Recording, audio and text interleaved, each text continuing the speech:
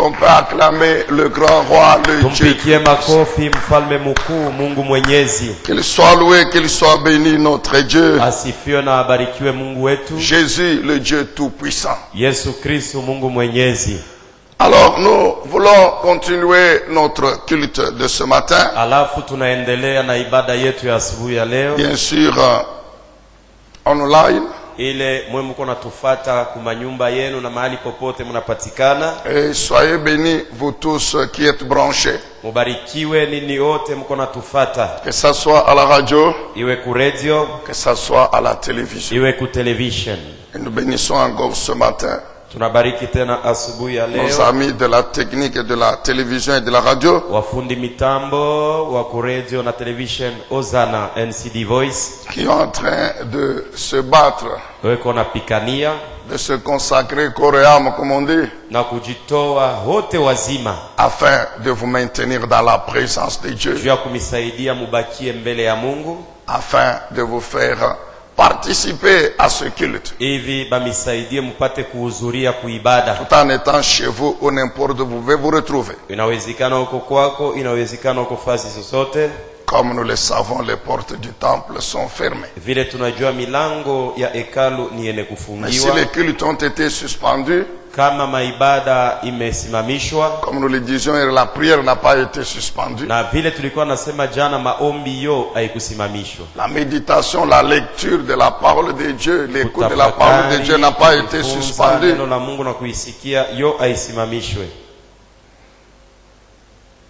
La vie chrétienne n'a pas été suspendue. Uzima wa Ukristo hausimamishwe. D'ailleurs, l'autorité suprême du pays, le président, nous a exhorté à prier encore davantage. Alituonya tuendelee na kuomba tena zaidi. À prier encore davantage. Tuombe na kuendelea na kuomba tena zaidi. Quels que soient les efforts que l'homme peut faire, ingawa kila kitu mtu anaweza kufanya, il arrive devant des limites qu'il ne peut pas franchir. Anafikaka mumipaka fulani ile hawezi kuvuka. Et lorsque l'homme s'avère impuissant, comme nous le voyons maintenant partout dans le monde, wakati mtu anakuwa anakosa nguvu vile tuko naiona mdunia, notre Dieu intervient et il nous sauve. Mungu wetu anatenda na anatuokoa. Donc mon frère, là où tu es, sois sérieux encore ce matin. Ndugu yangu pale wiko ujiheshimu tena asubuhi ya leo. Regarde, il est bientôt 8h30. Baadaye itakuwa 8h30. Mais toi, tu dors encore, mon frère. Wewe ungariki na lala ndugu yangu. Non, mon frère, sois sérieux. Ndugu yangu ujiheshimu. Ouvre la radio. Fungula radio yako. Ouvre la télévision. Fungula television.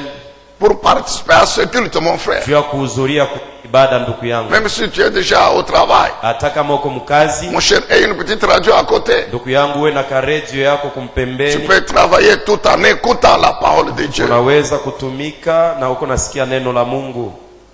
Et Dieu te bénira encore davantage. Na Mungu atakubariki tena zaidi. Nous bénissons donc le nom de notre Dieu. Tunabariki basi jina la Mungu wetu pour ce jour de samedi, kwa sababu siku ya posho ya leo, qui est le 7e jour inayokuwa siku ya 7 de notre semaine de jeûne prière, ya juma yetu ya mafungo na maombi, que nous avons commencé depuis dimanche. ile tulianza tangia siku ya Jumapili. Bien sûr, c'est pour nos amis de la nouvelle cité de David. Ni kweli ni njoo wa rafiki wa NCD. Le temple qui est sur Chef Katanga numéro 3. Hekalu inapatikana kwa anwani Chef Katanga pa namba yake ya 3. Mais je sais que comme d'habitude il y a des bien-aimés d'autres membres d'autres églises. Najua kwamba kama kwa zowezo kuna warafiki wa makanisa ingine qui ont accepté de se joindre à nous et de servir le Seigneur pendant cette semaine. Walitikia kuungana nasi na kumtumikia Bwana kadiri ya juma hii. Vous aussi vous êtes concernés. Na we unaelekewa na hii maneno. Donc soyez aussi branchés. Na mwe mudichomeke. Nous sommes en train de prier encore aujourd'hui. Tungaliki tena na omba la leo. De servir le Seigneur. Tuko namtumikia Mungu. Écouter sa parole. Tuko nasikia neno lake. De prier encore. Tuko na omba na kuomba tena. Alors c'est pourquoi ne sois pas distrait mon frère. Ndio kwa sababu ndugu yangu ushilengame. Si tu peux arrêter les autres programmes. Kama unaweza kuacha matengenezo yako mengine. Tu es à la maison. Uko nyumbani. Tu avais un programme pour sortir. Ulikuwa na matengenezo juu ya kuondoka. D'abord stopper. Kama unaweza kuanza kuisimamisha jusqu'à la fin. Tu sortiras à la fin de ce programme. Mpaka na kumwisho utatoka wakati matengenezo itamalizika. D'ici au plus tard 9h30 on aura fini. Kwa kusema tufike 9h30 tutamaliza. Que Dieu soit loué, que Dieu soit béni. Mungu asifiwe, Mungu abarikiwe. Alors nous prenons nos Bibles. Tunachukua mabiblia yetu. Nous allons dans le livre de Lévitique. Tuko mkitabu ya Walawi. Lévitique chapitre 4. Walawi sura yake ya 4. Lévitique chapitre 4. Walawi sura yake ya 4. Nous voulons lire à partir du 3e verset. Tunapenda kusoma tokea shairi yake ya 3. Aujourd'hui nous parlerons encore du sang. Kuhusu tena damu. Nous parlerons encore du sang. Tutaongea kuhusu damu. Et nous prierons après le message. Na kisha tutaomba kisha mjumbe. Excusez-moi, Lévitique chapitre 4, le verset 3. Walawi sura yake ya 4 mstari wa 3. Si c'est le prêtre ou le sacrificateur qui a reçu l'onction, kama ni mkuhani au padiri alipokea upako, et celui qui a péché et par là même a chargé le peuple de culpabilité, na hata kama niye alitenda zambi na kutia kujukumu watu, il offrira pour le péché qu'il aura commis un jeune taureau sans défaut, atatoa juu ya zambi alitenda ngombe mtoto, en sacrifice pour le péché. Il amènera le taureau à l'entrée de la tente de la rencontre devant l'Éternel.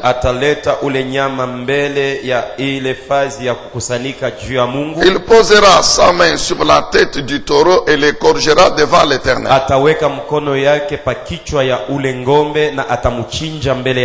Le prêtre qui a reçu l'onction prendra du sang de la victime et la portera dans la tente de la rencontre. Verset 6. Il trempera son doigt dans le sang et en aspergera 7 fois le voile du sanctuaire devant l'Éternel. Il trempera son doigt dans le sang et il va asperger 7 fois le voile du sanctuaire devant l'Éternel.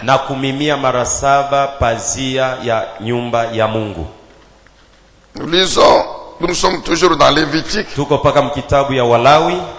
Lévitique chapitre 14. Lévitique chapitre 14.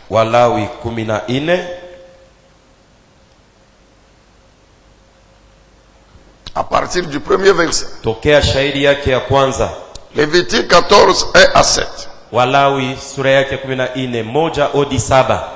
L'Éternel parla à Moïse en ces termes.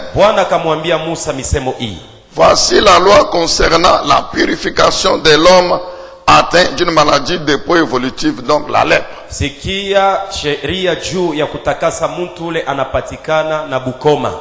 On l'amènera au prêtre. Il sortira du camp pour l'examiner. Si le prêtre constate qu'il est guéri de sa maladie de peau, le prêtre ordonnera qu'il apporte en vue de sa purification 2 oiseaux purs vivants,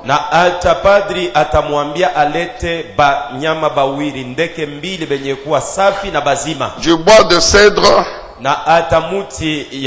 du fil rouge éclatant et une branche d'hysope.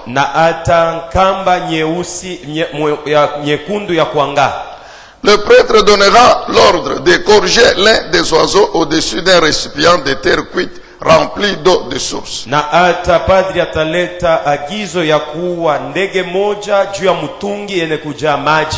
Puis il prendra l'oiseau vivant, le bois de cèdre, le fil rouge et l'hysope, et il les trempera avec l'oiseau vivant dans le sang de l'oiseau égorgé.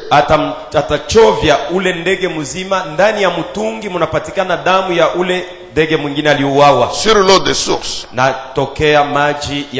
Et il en fera 7 fois l'aspersion sur celui qui doit être purifié de son affection de la peau ou de sa lèpre. il le déclarera pur atatangaza ya kwamba iko safi, et lâchera ainsi l'oiseau vivant dans la nature. na hivi ataachilia ule ndege mzima aende lwake. Donc les lépreux guéris Nikisema mwenye kupata ukoma doit amener un sacrifice. anapasha kuleta zabiu. Ici il est question de 2 oiseaux. Hapa banasemea ndege wawili. Le sang d'un des oiseaux sera aspergé sur lui 7 fois par le sacrificateur pour le déclarer pur. Ndege itamumimiliwa mara 7 na ule mkuhani juu ya kutangaza ya kwamba anakuwa safi. Est-ce qu'on peut dire amen? Amina. Nous sommes dans l'épître aux Hébreux. Tuko mkitabu cha Waebrania. Épître aux Hébreux. Waraka ya Waebrania. Nous lisons le chapitre 9. Tutasoma msura yake ya 9. Hébreux 9. Waebrania 9.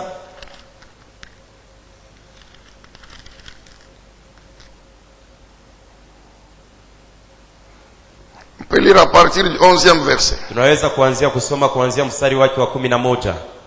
Christ est venu en tant que grand prêtre au souverain sacrificateur. Alikuja kama mkuhani mkuu, kama padri mkubwa, pour nous procurer les biens qu'il nous a désormais acquis. Juu ya kutupatia bizuri bile alipata juu yetu. Il a traversé un tabernacle plus grand et plus parfait que le sanctuaire terrestre. Alivuka ema nzuri na kamilifu zaidi kuliko ya padunia. Un tabernacle qui n'a pas été fabriqué par des mains humaines, par des hommes. Hekalu haikutungiwa na kujengewa na mikono ya watu. Ou qui n'appartient pas à ce monde créé. Au aina ya hii dunia hii iliumbwa. Il a pénétré une fois pour toutes dans le sanctuaire. Aliingia mara moja na kunaisha ndani ya makao takatifu. Il y a offert non le sang des boucs ou des veaux. Akutoa mo damu ya nyama wa mbuzi hata ngombe wadogo. Mais il y a offert son propre sang. Lakini alitolea mo damu yake mwenyewe. Il nous a ainsi acquis un salut éternel. Na ni vile alitupatia okovu ya milele. En effet, basi le sang des boucs et des taureaux et les cendres d'une vache, damu ya mbuzi ya ngombe hata majifu ya ngombe, que l'on répand sur des personnes rituellement impures, ile banakuwa na mimia juu ya batu bale banaonekana kwa maandamano, leur rendent la pureté extérieure. na hata inawapatia usafi wa nje tu. Mais Christ s'est offert lui-même à Dieu, lakini Kristo alijitoa mwenyewe kwa Mungu sous la conduite de l'Esprit éternel, yeye mwenye kuongozwa na roho ya milele, comme une victime sans défaut. kama mtu aliitikia kufa kuuawa bila kosa. Alors à combien plus forte raison, alafu mara ngapi tutasema par conséquent, na vile iko son sang purifiera-t-il notre conscience des œuvres qui mènent à la mort, damu yake tatakasa matendo na hata zamiri inapeleka kumauti, afin que nous servions le Dieu vivant. hivi tumtumikie Mungu aliye hai. Voilà pourquoi Jo kwa sababu il est le médiateur d'une alliance nouvelle, anakuwa mpatanishi wa agano jipya, afin que ceux qui sont appelés reçoivent l'héritage éternel que Dieu leur avait promis. ile Mungu aliwaidia. Car kwa sababu une mort est intervenue pour libérer de leur culpabilité les hommes lufu lulitendeka juu ya kutosha batu mkujihukumu qui avaient péché sous la première alliance. balitendaka zambi muagano ya kwanza. Nous lisons le verset 22. Tunasoma shairi yake 22. En effet, basi selon la loi, fatana na sheria, presque tout est purifié avec du sang. vyote vimetakaswa na damu. Et il n'y a pas de pardon de péché sans que du sang soit versé. Hakuna usamaha wa zambi kama damu aimwangike. Tout est purifié par le sang. Yote imetakaswa na damu. Et sans effusion de sang, il n'y a pas de pardon. Na bila kumwangika kwa damu hakuna usamaha wa zambi. Si vous permettez, nous pouvons ajouter un texte. Kama mnaruhusu tunaweza kuongeza kitabu kingine. La lecture de la parole faisant partie de la prédication, n'oubliez Kusoma pas. neno la Mungu nayo inakuwa mahubiri. Alors Matthieu chapitre 8. Mathayo sura yake ya 8. Matthieu 8. Mathayo 8. Nous lisons les 4 premiers versets. Tutasoma mashairi ya kwanza ya ile ine ya kwanza. Il est toujours question de lépreux ici. Banasemea paka bantu babukoma. Quand Jésus descendit de la montagne, wakati Yesu alishuka kumlima où il était parti prier, kwenye alienda kuomba, une foule nombreuse le suivit. na watu wengi walimfuata. Bien sûr, sur la montagne, il était parti prier, puis après, il s'est mis à enseigner la foule. Ndiyo, pa mlima alienda kuomba na kisha yake akaanza kufundisha watu. Alors, et voici qu'un lépreux s'approcha et se prosterna devant lui en disant, oneni mtu wa Bukoma akamkaribia na kushujudu mbele yake akamwambia, Seigneur, Bwana, si tu le veux, ukitaka tu peux me rendre pur. unaweza kunitakasa. Seigneur, Bwana, si tu le veux, ukitake tu peux me rendre pur. unaweza kunitakasa. C'est-à-dire, tu peux me guérir. Nikusema unaweza kuniponyesha. Tu peux me rendre pur. Unaweza kunifanya niwe safi. Tu peux me guérir. Unaweza kuniponyesha. Jésus tendit la main et le toucha en disant, Yesu akanyosha mkono na kumgusa akamwambia, oui, je le veux, ndio nataka sois pur. uwe safi. Et aussitôt il fut purifié de sa lèpre. Na pale pale akatakaswa toka ukoma wake. Attention, lui dit Jésus. Yesu anamwambia kebaange, Ne le dis à personne, usiambie mtu, mais va te faire examiner par le prêtre wendo kajichunguzishe na padri, et apporte l'offrande prescrite par Moïse. na wendo katoe sadaka kufatana na agizo ya Musa. Cela leur servira de témoignage. Na ile itakuwa ushuhuda, Comme pour dire, kama kusema cela témoignera en ma faveur ile itashuhudia juu yangu et mimi, démontrera l'autorité que j'ai sur la loi. na itaonesha madaraka ninayo juu ya sheria. Démontrera l'autorité que j'ai sur la loi. Itaonesha madaraka ninayo juu ya sheria. Amen, bien-aimés dans le Seigneur. Amina. Nous continuons à écouter le Seigneur et à prier. Tuko naendelea na kumsikia Bwana na kuomba. Aujourd'hui, en cette 7e journée de notre semaine de jeûne et prière, Siku ya saba hii ya mafungo na maombi, sur la pensée que vous connaissez déjà, kufatana na wazo yenye mnajua, les 7 fois mara saba pour l'accomplissement de toutes choses. juu ya matimiliko ya kitu kyote. Les 7 fois pour l'accomplissement de toutes choses. Mara saba juu ya matimiliko ya kitu kyote. Et nous avons dit que dans les toutes choses, Na tulisema ndani ya vitu vyote il y a la purification, la délivrance, kunakuwa utakaso na ufungulivu, c'est-à-dire l'accomplissement de la loi. ni kusema kutimiza kwa sheria. Il y a l'accomplissement de la loi dans les toutes choses, Kunakuwa kutimilika kwa sheria mu mambo yote, l'accomplissement de l'alliance, je vous l'ai dit. kutimizika kwa agano nilitaka kusema. Dans les toutes choses, il y a ces puissants, glorieux miracles Ndani ya vitu vyote munakuwa ile miujiza que ya utukufu l'Éternel ya Dieu uwezo. accomplit par sa puissance, Ile Mungu anatimiza kwa uwezo wake. soit pour écrouler la puissante muraille de Jéricho, Saa zingine juu ya kuangusha ile ukuta ya uwezo ya Yeriko, afin que Josué et le peuple puissent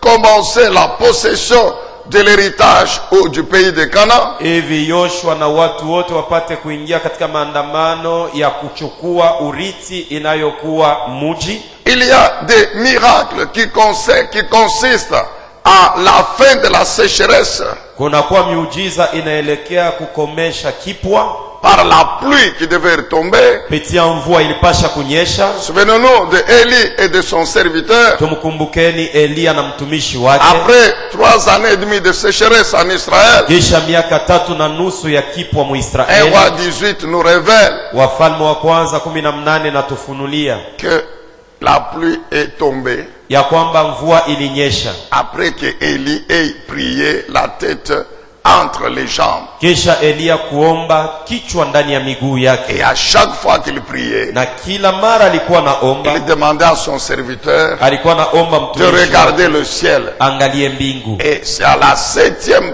fois Ni de mara prier de regarder le ciel ya saba alikuwa naomba na kuambia mtumishi wake angalie mbingu, qu'il y a eu l'apparition des nuages. kulikuwa kuonekana kwa wingu. La pluie qui tombe Mvua inanyesha pour mettre fin à la ya sécheresse. kukomesha kipwa.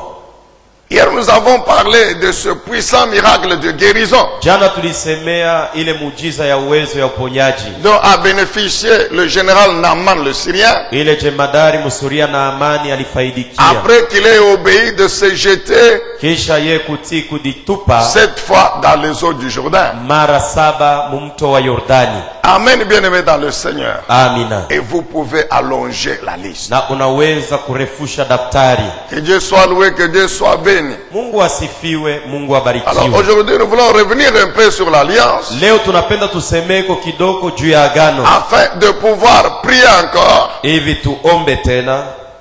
Invoquant le sang de l'alliance nouvelle éternelle. Wene kuita damu ya agano ya milele. Le sang de notre Seigneur Jésus-Christ. Damu ya Bwana wetu Yesu Kristo. Car aujourd'hui, particulièrement en cette période, kwa sababu leo kwa upekee mwi wakati, c'est ce sang qui nous intéresse. Ni damu njoo ile shi tuko natafuta. Donc bien aimé, pendant que tu écoutes ce message, upendo wakati kunasikia mjumbe hii, que les vertus puissantes du sang de Jésus-Christ maali nzuri ya damu ya uwezo ya Yesu Kristo puisse opérer dans votre vie. Ipate kutenda ndani ya maisha yako.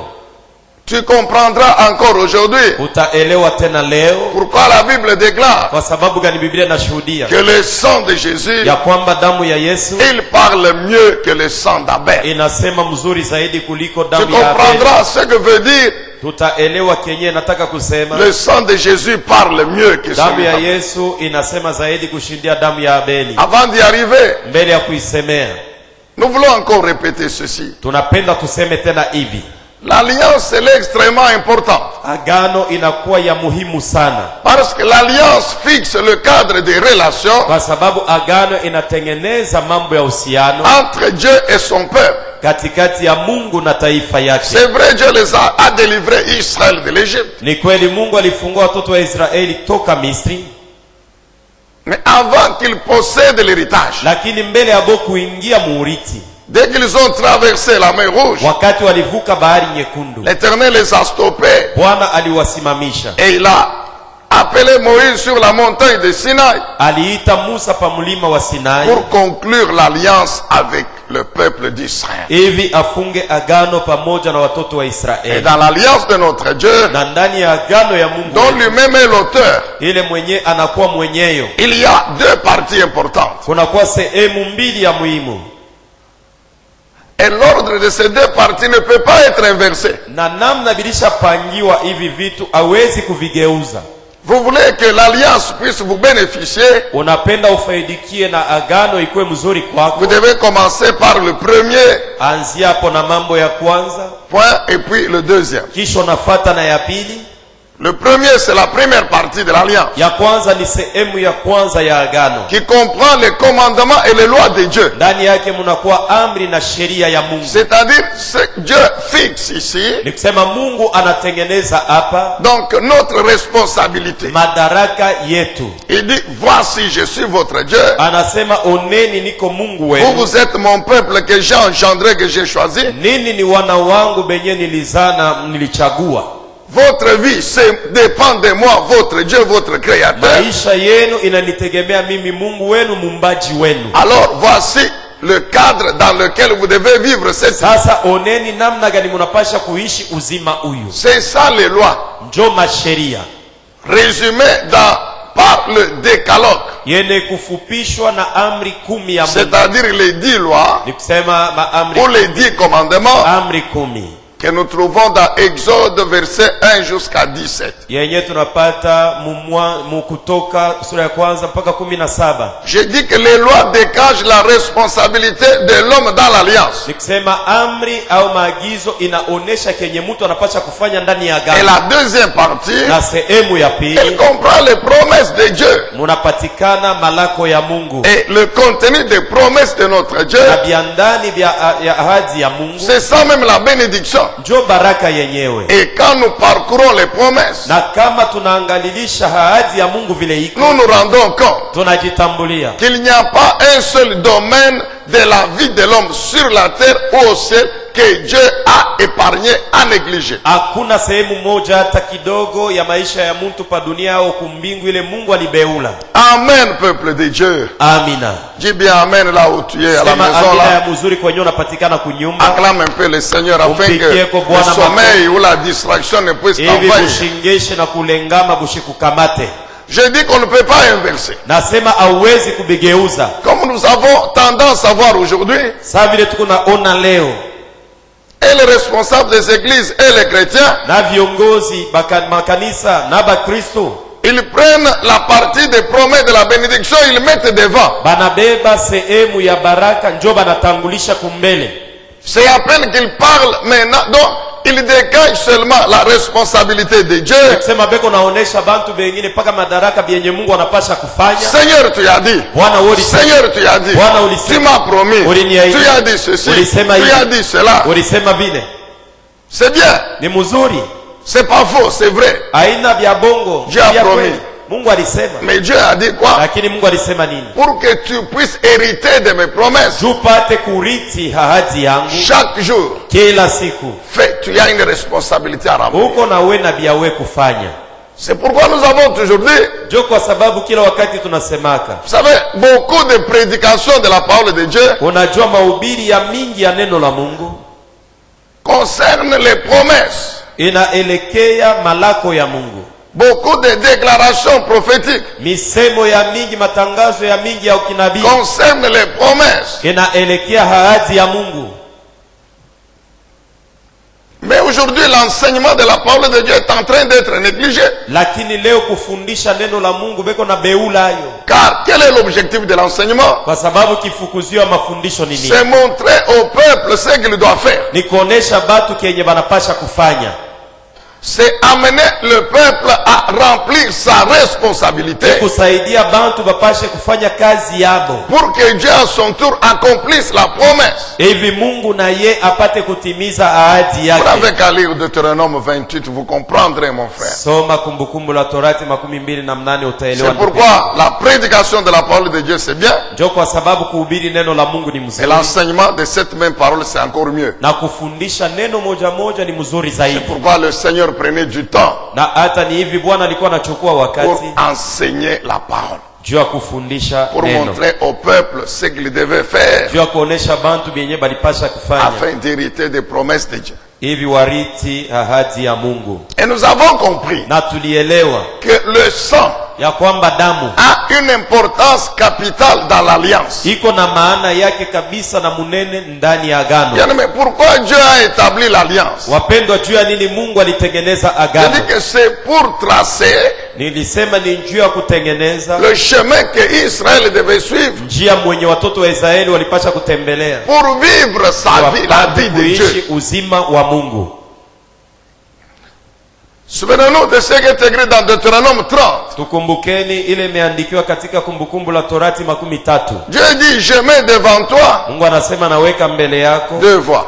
Njia mbili. La première, ya kwanza, c'est la voie de la vie et de la bénédiction. Ni njia ya uzima na ya baraka. La deuxième, ya pili, c'est la voie ni njia de la mort et de la malédiction. ya lufu hata laana. Alors moi, ton Dieu, mimi Mungu wako, parce que je veux que tu vives napenda upate kuishi et que tu sois béni. na ubarikiwe. Et c'est ça même l'objectif de mon alliance. Na njo kifukuzio kia agano yangu. Alléluia. Amen. C'est ça même l'objectif de mon alliance. Njo kifukuzio kia agano yangu. C'est ce que tu vives, que tu sois béni. Na ni hivi upate kubarikiwa na upate que kuishi. Que tu vives quelle vie, que tu vives ma vie. Uishi uzima gani? Uzima yangu mimi. Alors pour vivre ma vie, juu ya kuishi uzima wangu, observe tout ce qui est écrit dans ma parole. Tembea kufuatana na bile vyote vimeandikiwa ndani ya neno langu. Car ma parole contient ma vie. Kwa sababu neno langu ndani yake mko uzima. Lorsque tu conformes ta vie à ce que ma parole déclare, wakati unalinganisha maisha yako kulinganishwa na vile neno langu inatangaza, tu conformes ta vie aux exigences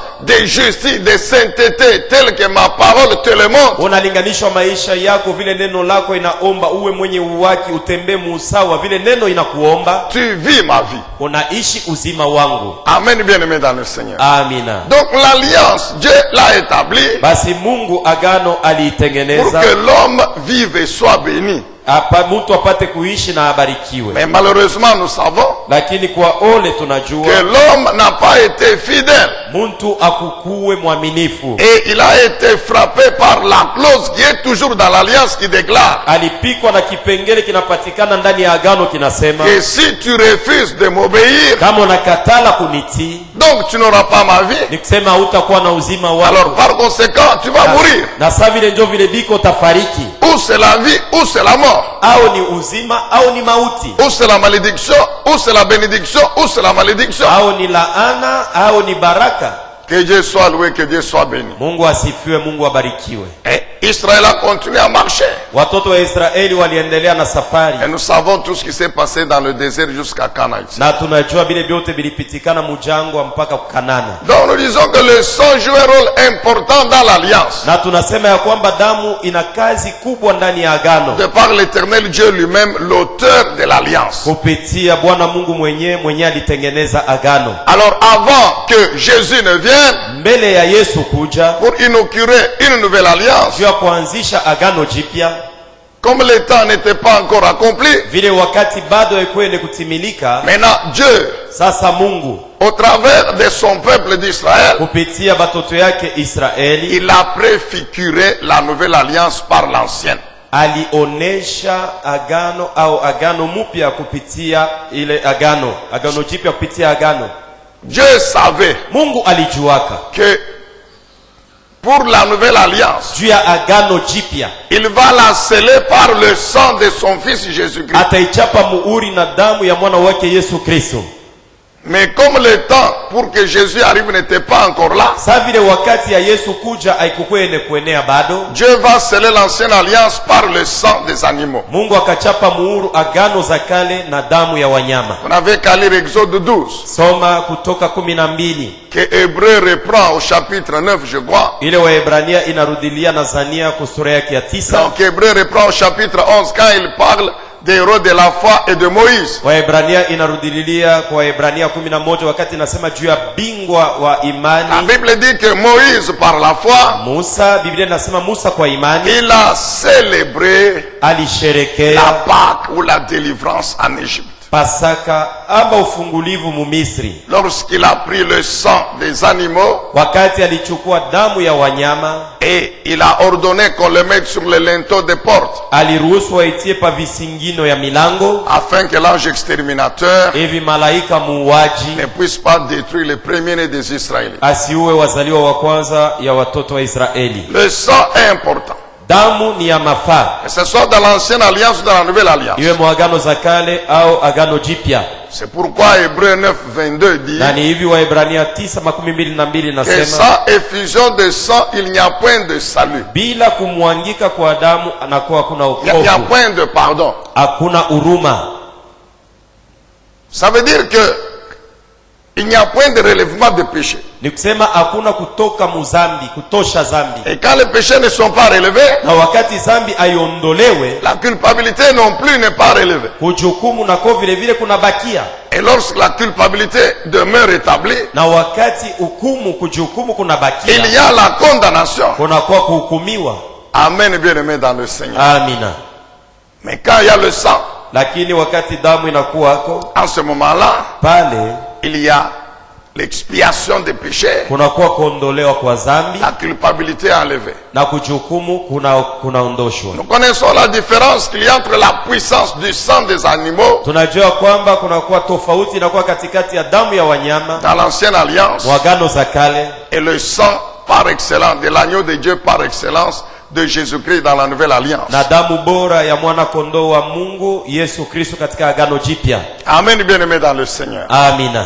Vous n'avez qu'à lire Hébreu, vous comprendrez encore très bien comment l'ancienne alliance a fonctionné, comment la nouvelle fonctionne. Soma mzuri kitabu cha Waebrania utaelewa namna gani agano za kale lilikuwa natumika na agano jipya namna yanakuwa Mais natumika. aujourd'hui nous voulons revenir sur le chiffre 7. Leo tunapenda tuseme namba 7. Parce que il concerne aussi le sang. Kwa sababu nayo inasemea juu ya damu. Alléluia. Amina. Le sang aspergé 7 fois damu yenye kumimiwa mara 7 sur le vol du sanctuaire juu ya pazia ya nyumba par le grand prêtre na padiri kubwa pour l'expiation de ses péchés. juu ya kuondolewa kwa dhambi yake mwenyewe. Le grand prêtre c'est le souverain sacrificateur. Padri mkubwa ni mkuhani mkuu. Il y a un détail bien aimé que nous avons lu. J'aurais voulu que nous revenions sur ce détail. Afin que surtout nous les responsables d'église nous comprenions. Que si nous vivons dans le péché, notre vie de péché aura des conséquences sur le troupeau sur lequel Dieu nous a établis.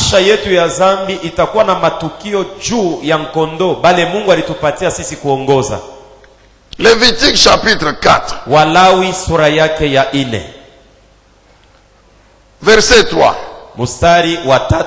Si c'est le prêtre ou sacrificateur qui a reçu l'onction, kama ni padri au mkuhani alipokea upako, et qui a péché, na alitenda dhambi, et par là même a chargé le peuple de culpabilité. Vous comprenez? C'est lui qui a péché. Voyez ce que la Bible déclare. Que par son péché, il a chargé le peuple de culpabilité. Donc le péché du sacrificateur a des conséquences même sur le peuple. C'est comme ça que nous le comprenons, mon frère. Et par là même a chargé le peuple de culpabilité. Alors il doit, pour son péché, offrir un animal. Et le sang de l'animal servira à l'expiation de son péché. Et ainsi la culpabilité est enlevée. Dieu pardonner le péché.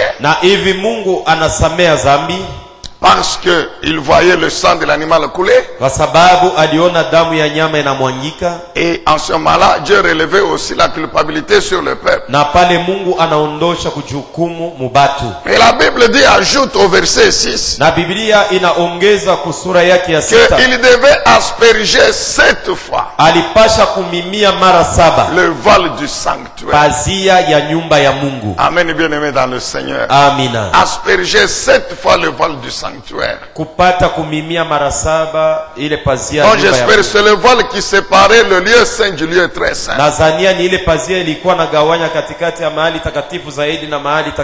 Avant qu'il ne puisse pénétrer dans le lieu très saint.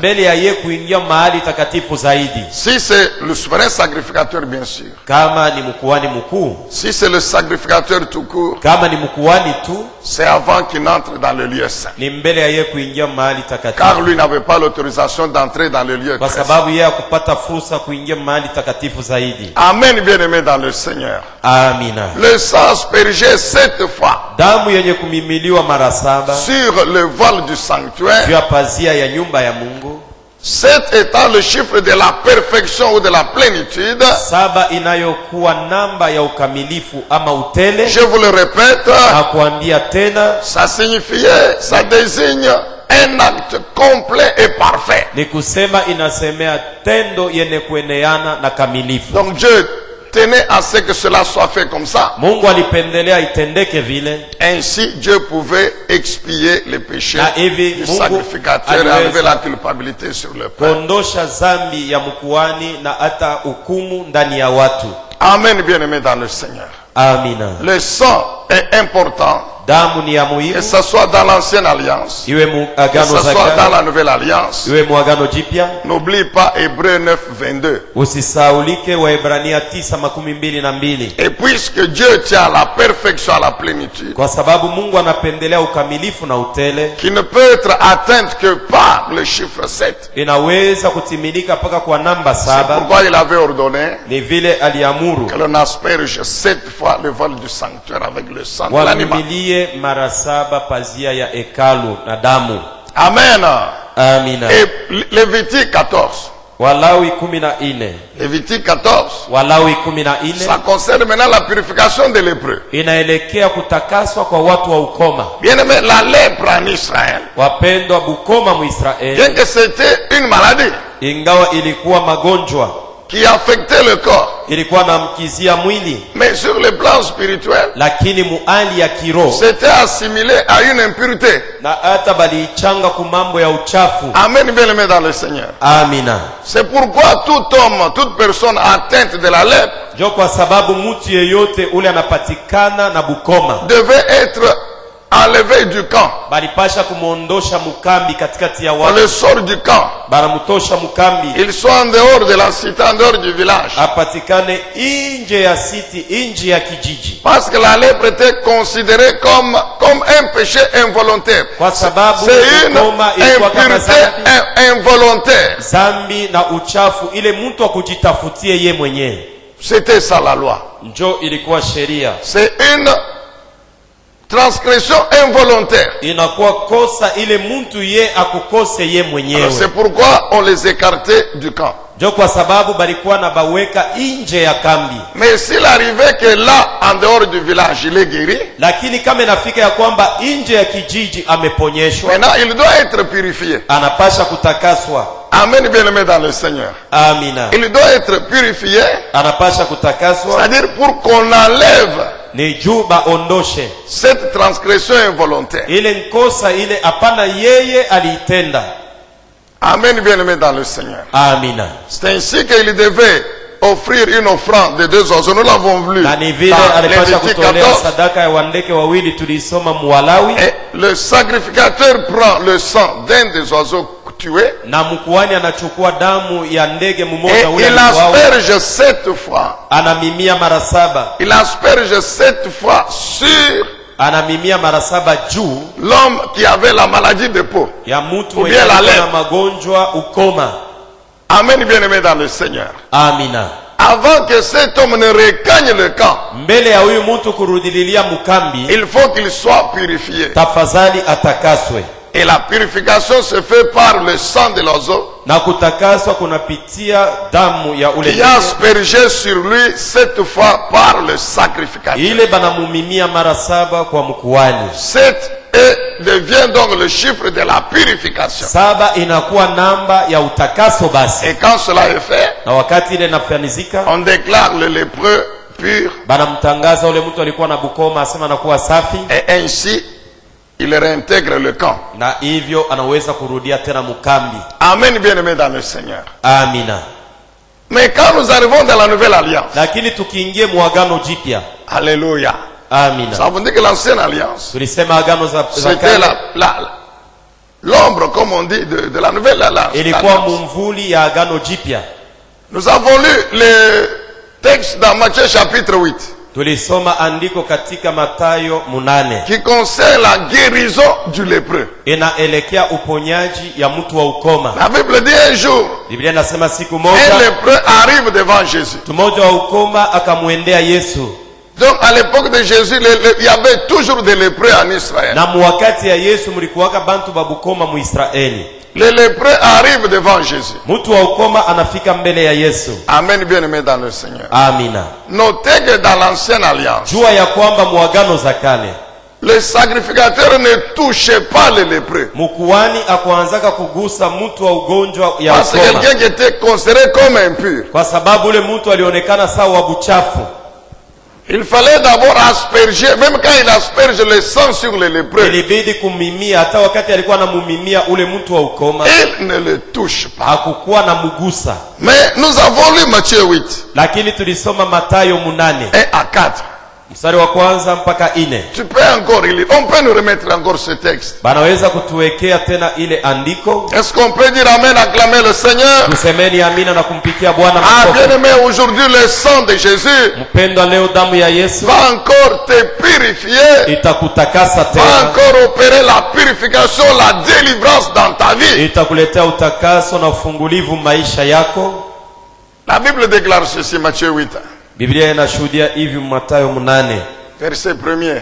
mstari wake wa kwanza. Quand Jésus descendit de la montagne, Wakati Yesu alishuka une kumlima, foule nombreuse le suivit. watu wengi walimfuata.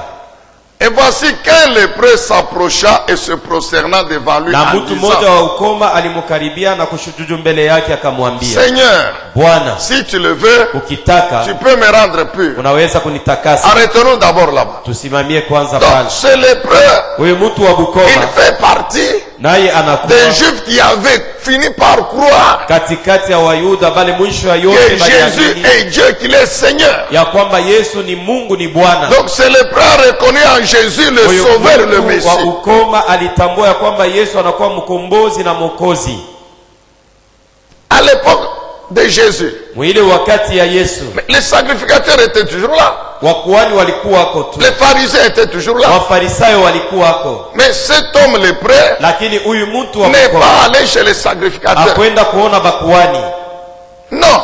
Hapana, Il a cru dans son esprit que Jésus est aliamini Seigneur. ndani yake ya kwamba Yesu ni Bwana, Par conséquent, na sasa vile ndio vile il a la puissance de me guérir. eko na uwezo ya kuniponyesha. Ici, tu peux me rendre pur, veut dire tu peux me guérir. Hapa anasema kama unaweza kunitakasa, ni kusema kama unaweza Il kuniponyesha. reconnaît en Jésus Anamtambua Yesu la Seigneurie, kwa Bwana, la divinité. kwa Mungu.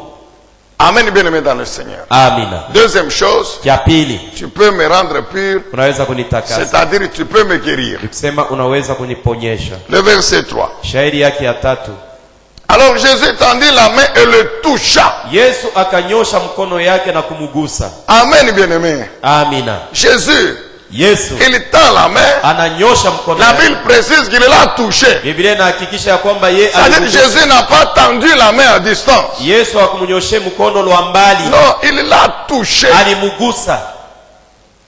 Non seulement il a tendu la main, mais il l'a touché. Sio tu alinyosha mkono yake na alimugusa, Donc il a touché la peau qui était lépreuse. aligusa ile mwili ilikuwa na bukoma. Un Dieu merveilleux. Mungu wa ajabu. C'est pourquoi il dit je suis compatissant. Ndio kwa sababu anasema niko wa huruma. Le sacrificateur de l'ancienne alliance, Bakuhani ba agano za kale il a le sang de l'oiseau eko na damu ya ndege, que le lépreux a offert. ule mtu wa bukoma C'est à une ato certaine distance, anabakilia lwa mbali, il asperge le eko sang na mumimilia damu sur le lépreux juu ya cette mtu wa fois. bukumu Et wa puis ule il dit bukoma, tu es pur. kisha anamwambia uko safi. Mais Jésus, Lakini Yesu il tend la main ananyosha mkono et il le touche. na anamugusa, Il dit oui, je le veux. anasema ndio nataka. Alors comme je le veux Saa vile et nataka que j'ai la na puissance, niko na uwezo, sois pur. takaswa. Et la Bible dit à l'instant même il fut guéri de Na sa Biblia lèpre. inasema paka pale aliponyeshwa toka ukoma, Il fut guéri de sa lèpre. akaponyeshwa toka ukoma. Donc cet homme, Ni kusema huyu baba, amen bien-aimé dans le Seigneur, amina, il est guéri sur le champ. anaponeshwa pale pale. Donc il échappe à la loi Ni kusema anakwepa kusheria qui le condamna à être exclu du camp ilikuwa na mhukumu abakie mbali na batu ou de la cité. au siti. Si écoutez maintenant la suite. Sikieni yafuatayo. Attention, lui dit Jésus. Keba ange Yesu anamwambia, Ne dis à personne ce qui t'est arrivé. hapana kuambia mtu mwingine mambo hilo unaishi, Mais va te faire examiner par le prêtre. halafu endo kamwone padri Et akuchunguze, apporte l'offrande prescrite par Moïse. na uendo katoe sadaka kufatana na sheria ya Musa, Cela leur servira de na témoignage. ile itakuwa ushuhuda kwao. Amen, bien-aimé dans le Seigneur. Amina. Ça, c'est notre Seigneur Jésus-Christ. Jo Bwana wetu Yesu Kristo, L'homme, il est guéri. mtu ameponyeshwa. Alors maintenant, Jésus lui dit ceci. Sasa Yesu anamwambia hivi, Va chez les sacrificateurs. wendo kaone mkuhani, Prends l'offrande. beba sadaka Comme Moïse a dit dans la loi. mpaka vile Musa alisema msheria, Et va leur donner. na wendo kawapatie hiyo. Et quand tu vas leur donner l'offrande, Na wakati utawapatia bien sadaka, sûr, tu vas leur raconter ni kweli utawahadisia que c'est l'homme qu'on appelle Jésus qui m'a guéri. ya kwamba ni Yesu ndio ananiponesha.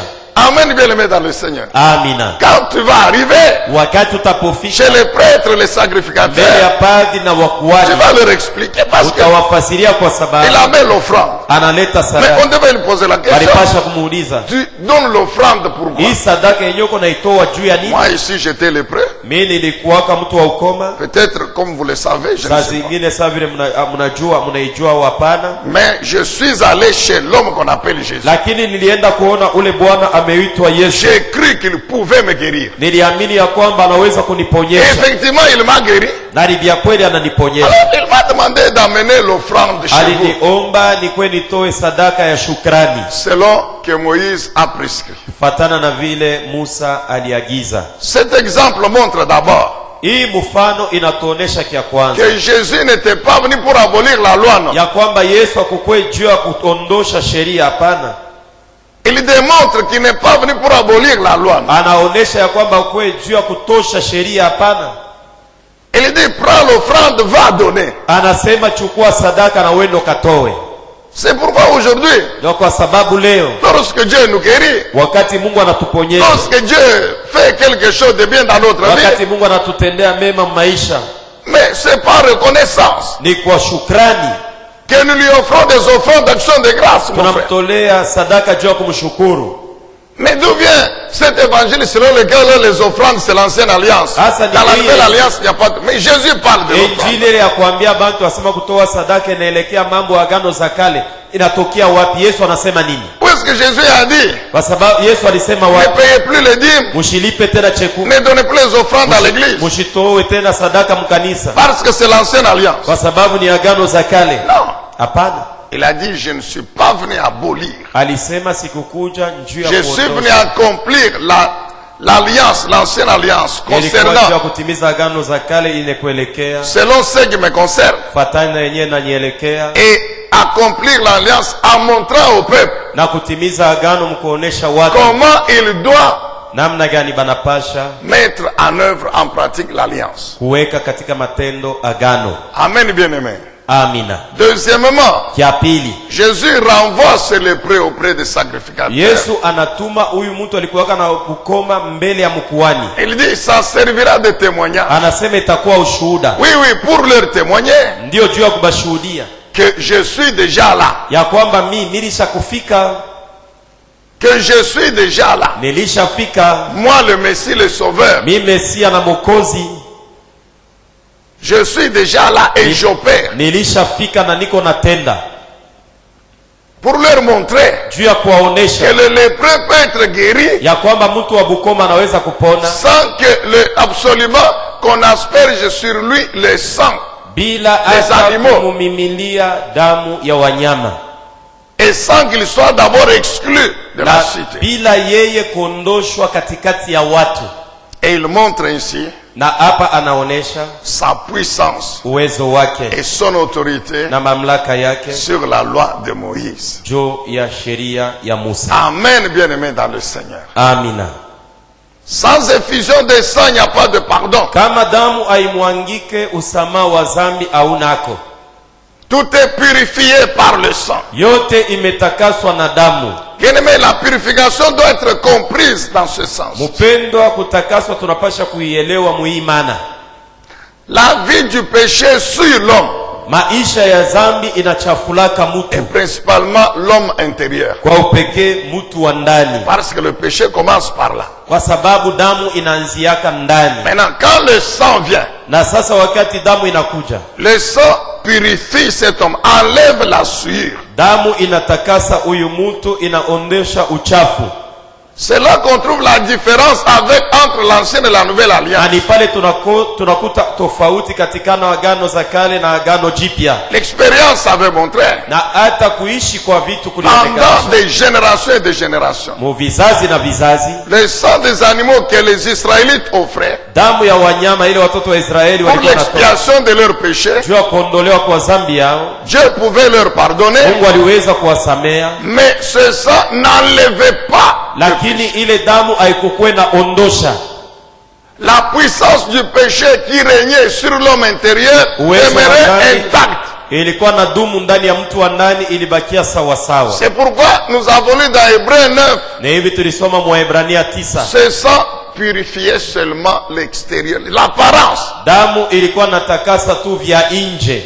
L'homme apparemment, mtu kwa kuonekana, oui, c'est vrai, Dieu lui a pardonné. Ni kweli Mungu alimsamea. Apparemment, il est pur. Kwa kuonekana na kuwa safi. Mais la réalité spirituelle, lakini ukweli wa kiroho, c'est que son homme intérieur, ikisema ye mwenyewe l'esprit et l'âme, sont toujours esclaves de la puissance du péché. Et donc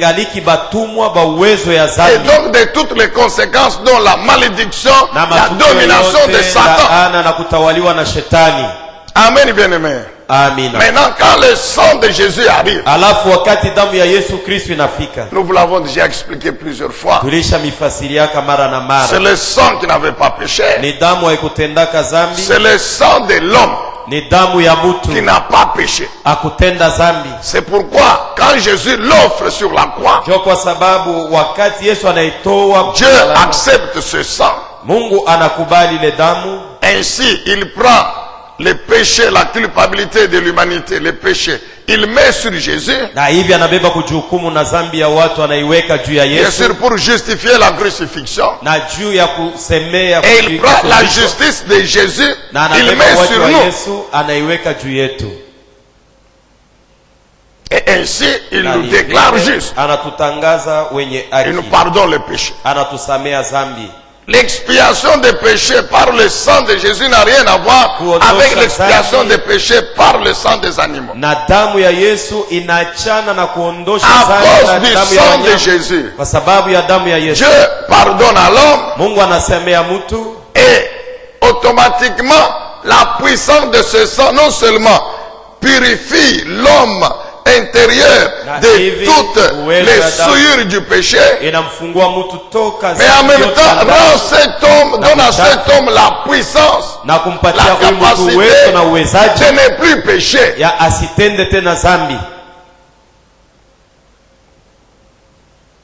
Lui donne la capacité de ne plus pécher. C'est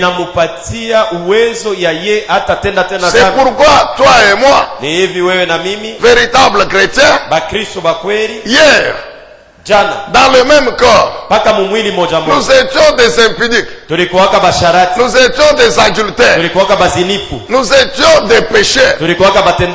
Mais après notre conversion à Jésus-Christ, nous vivons dans le même corps, mais nous ne sommes plus des pécheurs, nous ne sommes plus des impudiques, nous ne sommes plus des adultères, nous ne sommes plus des jaloux, etc. Pourquoi? Parce que le sang de Jésus, par sa puissance, non seulement a purifié sur le plan spirituel notre homme intérieur, mais anéantit la puissance du péché. C'est ça les œuvres mortes ou les œuvres de la chair qui dominaient sur notre homme intérieur. Ainsi l'homme intérieur étant ainsi purifié, étant ainsi délivré de la puissance du péché, de l'esclavage du péché, il communique maintenant cette nouvelle vie au corps.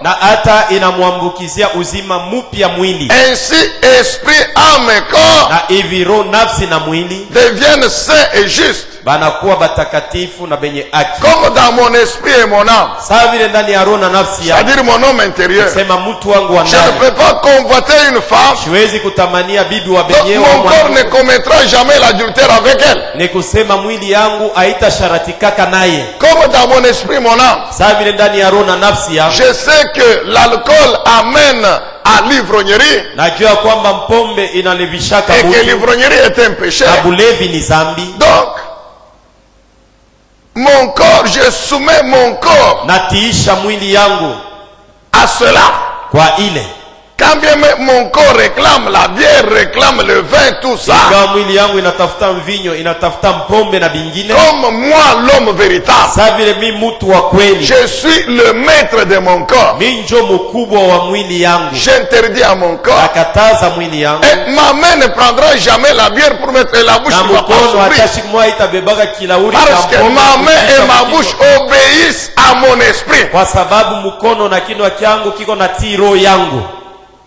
C'est ça, Hébreux 9:14.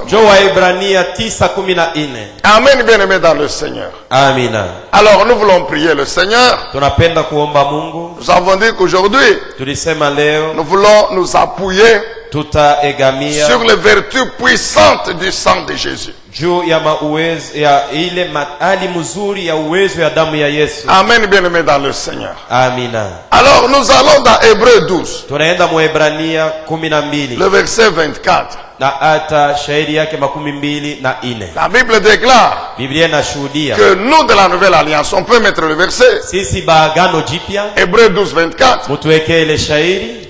Vous, mweye, c'est-à-dire les chrétiens, nikisema bakristo, vous vous êtes approchés de Jésus, mulimukaribia Yesu, le médiateur d'une nouvelle alliance. Upatanisho wa agano jipya. Il n'y a pas deux médiateurs akuikalake bapatanishi bawili dans la nouvelle alliance. Agano jipya ndugu yangu. Si c'est l'alliance dans votre religion là, ok, il n'y a pas de problème. Kama ni agano ya dini yenu, ni yenu, hakuna mambo.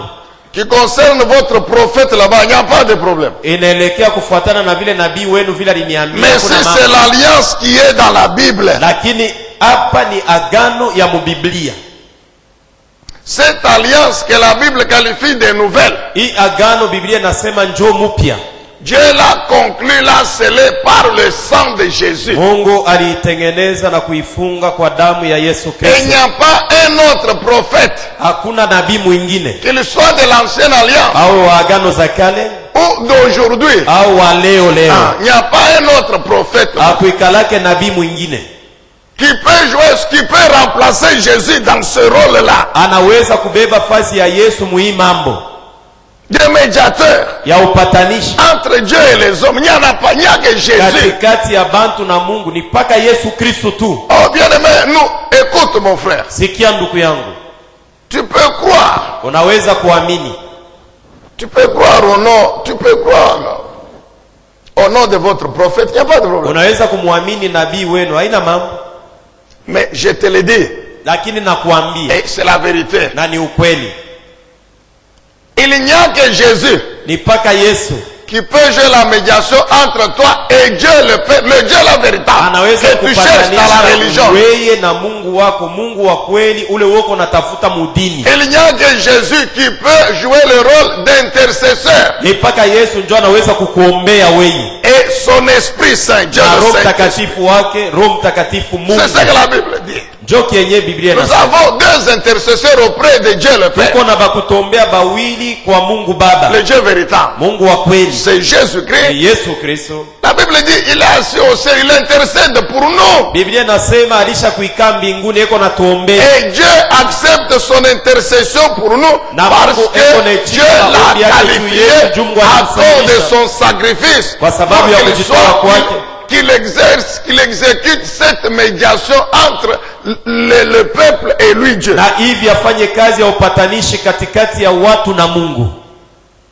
Et quand il est rentré au ciel, na wakati alirudia kumbingu, où il est à la droite du Père, kwenye alishaikala kume kwa Baba, kwenye kona tuombea sur la terre, pa dunia, et nous a envoyé le Saint-Esprit, alitutumia Roho Mtakatifu, qui est aussi un deuxième intercesseur. Na yeye anakuwa kutuombea wa pili. Le Saint-Esprit est Dieu. Roho Mtakatifu ni Mungu. C'est la troisième personne de la divinité, mon frère. Ni umutu katikati ya umungu mutatu. Est-ce qu'aujourd'hui nous entendons, oh non? Kwa sababu leo tuko nasikia bengine asema hapana. Oh, Jésus avait dit, Yesu alisema que je pars, je vous enverrai le Saint-Esprit. Je prierai le Père, il vous envoyait le Saint-Esprit, l'Esprit de vérité. Et donc notre prophète ici, c'est lui le Saint-Esprit dont Jésus avait parlé. Vous voyez comment le diable embrouille les gens. Et il croit en des bêtises. Que Dieu vous aide, mon frère. Hébreux 12, 24. Vous vous êtes approché de Jésus, le médiateur d'une nouvelle alliance. Vous vous êtes approché de son sang qui a été répandu, qui parle mieux encore que celui d'Abel. Alors nous voulons prier maintenant, nous appuyant sur l'œuvre de la puissance du sang de Jésus. Quand la Bible parle que du sang de Jésus parle mieux, il s'agit de l'œuvre que la puissance du sang de Jésus opère dans nos vies. C'est ça parler. Il s'agit de l'œuvre puissante que le sang de Jésus opère dans nos vies. Amen, bien-aimé. Oui, la première œuvre. Mais c'est la purification et la délivrance du péché. Et de toutes ses conséquences. Matthieu 26. Matthieu 26. Verset 28. Maintenant Matthieu 26, 28. Matthieu 26, 28. C'est Jésus qui parle. Et c'est pendant la Sainte Seine.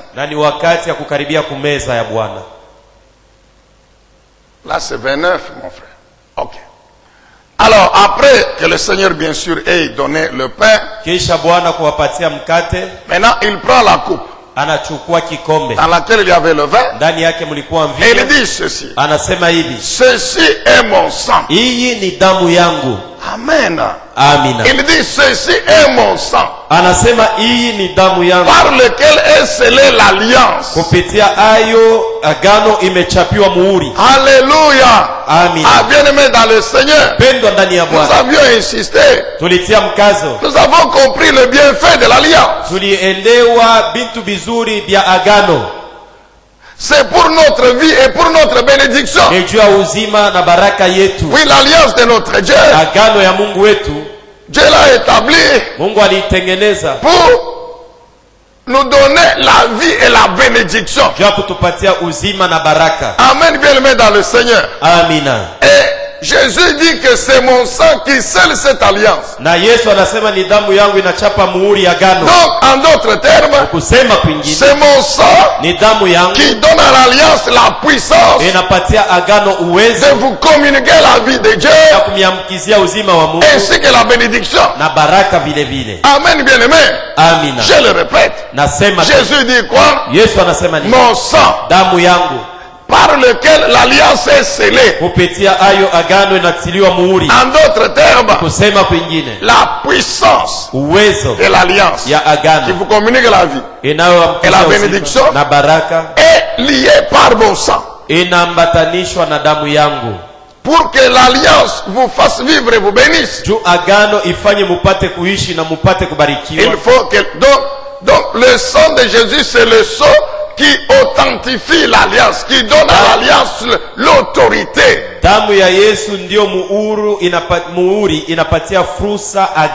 Nous connaissons l'importance d'un sceau. N'importe qui peut rédiger un document. Rédiger un document, il signe au nom de n'importe qui. Il peut signer au nom du président, au nom du gouverneur, au nom du PDG, au nom de... Mais quand on reçoit le document là, on va examiner l'authenticité. On va chercher s'il porte le sceau de la personne qui a signé. S'il porte le sceau de l'institution qui a engagé. S'il n'y a pas de sceau, c'est un faux document. C'est la même chose, mon frère. Amen, bien-aimé. Et Jésus il ajoute, il va être versé pour beaucoup d'hommes. Ah, ici je comprends pourquoi Jésus a dit pour beaucoup d'hommes. C'est-à-dire pour les hommes qui croiront que je suis mort pour leurs péchés. Ainsi leurs péchés seront pardonnés. Donc la première œuvre du sang de Jésus, c'est ce qu'on a expliqué bien avant là. La purification, la délivrance du péché, de la puissance du péché et de toutes les conséquences. Alors, bien aimé, partout où nous sommes, est-ce qu'on peut fermer les yeux? Nous voulons prier le Seigneur. Jésus dit le sang sera versé pour sceller l'alliance. muhuri agano. Et puis, na kisha yake, pour le pardon des péchés. juu ya usamehe wa dhambi. Alors, tous demandons pardon à Dieu. Sisi sote tumuombe Mungu huruma. Pour les péchés volontaires ou involontaires. Juu ya dhambi ile ulitenda kwa makusudi na ingine likufikia tu. En cette période ici, mon frère, wakati ndugu yangu, nous devons nous sanctifier tous les jours. Tunapasha kujitakasa kila siku. Nous sanctifier tous les jours. Kujitakasa kila siku. Demandez à Dieu de nous pardonner les péchés commis même involontairement, sans le vouloir, ça. Parfois on ne sait même pas qu'on a péché. Bien aimé, même la négligence ici. La négligence seulement. Par rapport à ta responsabilité en tant que sacrificateur de la nouvelle alliance. N'avoir pas fait ce que Dieu attendait de toi. Le Saint-Esprit te réveille la nuit pour prier, mais toi tu résistes, tu continues à dormir. C'est une insoumission, mon frère.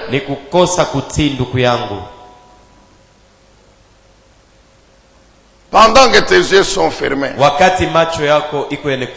peut-être que toi c'est encore l'impudicité. Peut-être que toi c'est encore l'ivrognerie. Mais maintenant que les bars et les boîtes de nuit sont fermés, nafasi ya kwenda kutumia mpombe ya watu wote barisha kuifunga. Mais tu continues à t'enivrer chez toi. Lakini worisha kuuza makazie yako iko kwako kunyumba kuna nini? Il y a beaucoup de chrétiens dans les églises qui sont toujours ivrognes. Huko bakristo ba mingi mmakanisa bengaliki paka na levika mpombe. Bien aimé, si c'est le cas, ndugu yangu kama ndio maisha yako, tu demanderas pardon à Dieu. Umuombe Mungu huruma. Peut-être que toi c'est encore la jalousie. Saa zingine wewe ungaliki na bwivu. Toi c'est encore la haine. Wewe ni chuki. Quelle que soit la raison. Ingawa sababu. Mais tu es chrétien, tu vas à l'église. Lakini huku mkristo kunaenda kukanisa. Peut-être que toi c'est la colère et l'orgueil. Saa zingine wewe ni kishilani na kiburi. Nous avons parlé de la colère hier. Nisemea kiburi jana. Quand nous avons parlé de Naaman, wakati tuliongea kuhusu Naamani, tu demanderas pardon à Dieu. Umuombe Mungu huruma. Prenons 2-3 minutes. Tubebe dakika 2 au 3 pour nous repentir devant Dieu. Juu ya kutubu mbele ya Mungu. Reconnaître le tort que nous avons fait à Dieu. Kutambua kosa ile tulimkosea Mungu. Et prendre l'engagement de ne plus jamais commettre les mêmes œuvres de la chair. Tena siku moja tushitende matendo ya mwili. La Bible déclare. Biblia inashuhudia. Lorsque avec un cœur sincère. Wakati na moyo wa haki. Nous confessons nos péchés. Tunakiri zambi zetu. Et nous prenons l'engagement de les abandonner. Na tunabeba mpango ya kuviacha. Dieu est juste et fidèle. Mungu eko mwenye haki na mwaminifu. Et nous pardonne nos péchés. Na anatusamea zambi yetu. Et le sang de Christ nous purifie. Na damu ya Kristo eko natutakasa. Nous délivre. Anatufungula. Nous libère. Anatutia huru. Parce que sa puissance kwa sababu uwezo wake anéantit l'esclavage du péché et de toutes les conséquences. Inaponda butumwa bwa dhambi na matukio yake yote. Prions tous ensemble. Tuombeni sisi sote.